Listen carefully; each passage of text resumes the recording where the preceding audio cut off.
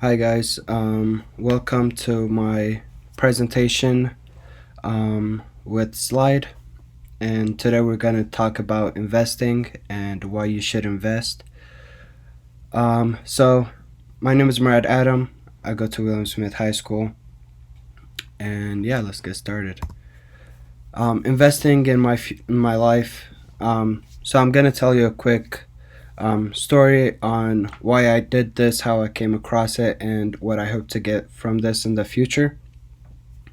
Number one, the reason why I'm doing this is honestly is really fun for me once you get the hang of it. It gets very addictive. So that's the main reason I'm doing it is because of how fun it is and the result that you get. Especially the longer you've been in, it just compounds and there's just more and more things that you could do and learn every day. Um, the way I came across investing was through YouTube.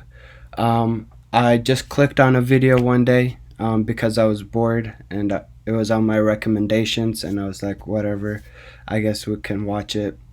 And that video really changed my life. I know that sounds cliche, but without that video, without me clicking on it, I would not be where I am financially and mentally too, because my mental state right now um, is very different from where it was 2 or 3 years ago.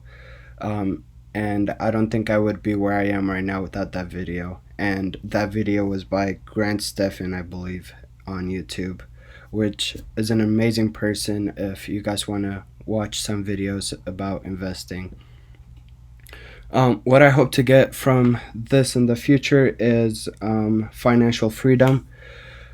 My family wasn't always the richest. I came from Ethiopia, and we we're stable as a family, but we don't have anything extreme that we could show off.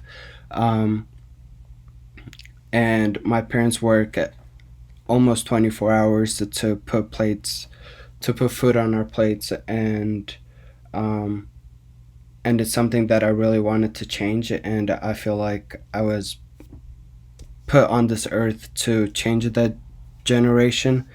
Um, and that's what I want. I want that financial freedom of where I can buy my mom a car or buy my dad a new car or even a house. By pay off my sister's college.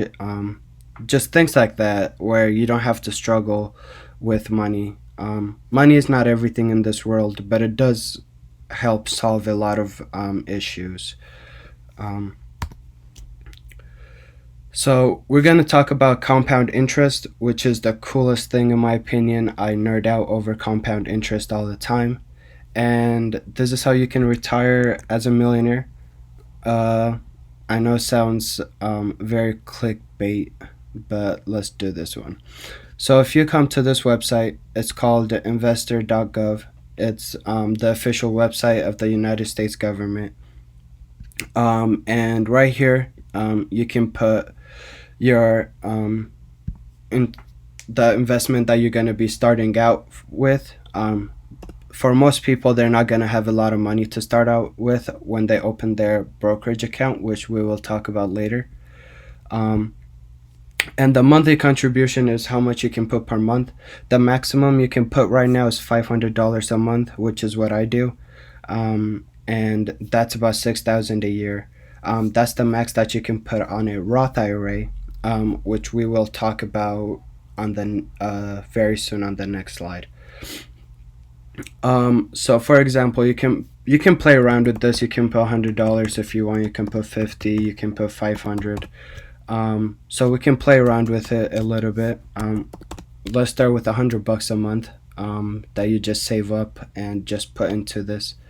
The length amount is how many years you're gonna have it sitting around in that broker for it to grow. Usually you should do about 40. That just gives you time, so whenever your time is ready to retire, you can pull out that money. So we can go with 40 years, which would mean I would be 58. or 59 by the time I pull out the money. So the interest rate is the one that you can play around with, the interest rate and the monthly contribution. The interest rate does fluctuate depending on the year. For example, I believe in 2019 the market went up by 30%, I believe. Um, and I think last year it went up by 20%. Um, and it goes up and down every year, but the 50-year average is about 8%. So you can play around with the 8%, or you can even play around with 10%. It just depends on what happens in the future, which nobody knows, but according to data from the past 50 years, the average is 8%. So we can go with 8% for now. And that's annual. And we can press calculate. And in 40 years, you will have $310,000. As you can see here, the total contribution would be 48,000. That's how much money that it would come out from your own pocket, and the result would be 310,000. That's growing at 8% per year. You putting $100 a month. So let's say you're doing $500 a month, which it does get hard to put $500 a month once you start going up and have kids and have a family that you have to support.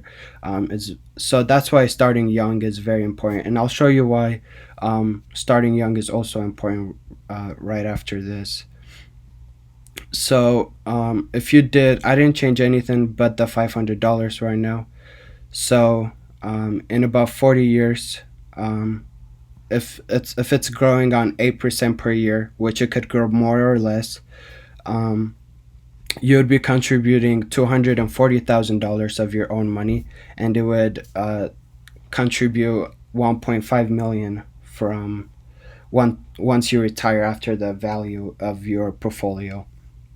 Um, so that 1.5, let's say you started a year later and now you only have 39 years. So we just subtract a year off, and let's see how powerful compound interest is. So now you would only have 1.4, which means you lost about somewhere around 100K just by waiting a year. Let's say you waited till, so let's say you retire at 61, and you started doing it at 25, so which gives you 36 years. So if you wait till 25, or 36 years, sorry about that. And let's see how much that would mean. So from you waiting from your 18 to retire versus when you're 25 would be about 400K is what you would lose. Which is very interesting on why people should start early. Um, 1 year can make a really big difference, because it's not $6,000 that you're. Let's say you and your friend start, and your friend does it a year before you, and you do it a year after. You're not $6,000 difference, which is how much you can put in 1 year. You're like 100 or 400,000 100,000 behind because of the compound interest that happens, which is the power of compound interest and why it's so powerful. Um, so, Roth IRA and 401k is something that we're going to talk about next. So, Roth IRA is something that you contribute after tax. So, it would be after your tax money. Um, so after all your taxes have been taken off, the amount of money that you get as a paycheck, that's what you would contribute into your Roth IRA, which means after that 40 years of waiting, when you take it out, you wouldn't have to pay tax on it.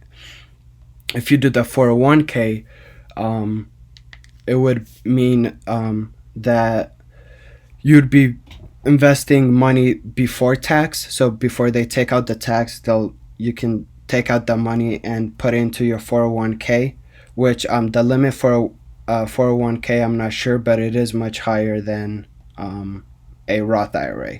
I do not use the 401k. I use a Roth IRA because when I take it out, I would like to take it out without tax. Um, Both are amazing, and the way you can decide is, um, number one, if you want to choose a Roth IRA, will your income increase dramatically by the time you retire? Which means, when they take out when you take out the Roth IRA money, if your tax bracket is very high, you do not want to pay tax on that, because right now you're young and the amount of tax that you pay is much lower than if you had a high paying job, that, let's say, give you 100,000, the one that you pay tax on that, and the tax that you pay on a $30,000 per year, is very different. So that's what you want to ask yourself is, will my income increase by the time I retire or not? So if you want to do a 401k, the biggest question is, if I take it out when I retire, will my tax bracket be extremely high? In that instant, then you don't want to do a 401k, because when you take it out, the amount of taxes that they might take will be very high, and we never know what's going to happen in the future. So taxes might be very, very high in the future, or taxes might be very low in the future. Nobody knows yet, so that's something you have to decide on your own. Nobody can tell you which one that you should invest, because they're both amazing. It's just up to what you like to do. Um, and let's talk about how you can get started. We did look at the compound interest, which is an amazing tool. If that doesn't just make you happy, I don't know what will. So, how you can start looking into your financial future, um, is where you should look first. I think the best place to look is YouTube. I learned everything that I know from YouTube. Um, and YouTube just has everything that you need. You can go to school for it and learn how to invest, but YouTube will teach you just as much as you would learn, if you went to a university to learn it, in my opinion. I might be wrong, um, but that's just how I see it. Everything that I learned so far, I just did it off YouTube. Um, and let's talk about how you can open a stock account, because at this time you're like, okay, cool, that sounds all great, but how do you do it? Um, so you can start things that are called brokerages. There's a different ones. There's one called TD Ameritrade, which is what I use. There's also Fidelity, which is not on here, and I do not use Fidelity, um, but I have heard it's an amazing one. Charles Schwab, I also use this one, and the most popular one for younger people is Robinhood. You probably heard of this because of what's been happening in the market, which we will talk about later. Um, the Charles Schwab is what I use for my retirement. That's where I put the $500 a month in, is in the Charles Schwab's. My TD account is just where I do my individual stock tradings, which we will talk about. Um, and let's talk about blue chip stocks. So, blue chip stocks are stocks that are very stable, and they don't grow really fast. They do have a growth potential. Let's say, for example, Apple. Apple is a growth stock, and it will grow year after year, but it's also a blue chip stock. That means it's very stable. Apple has billions of dollars in cash laying around. Um,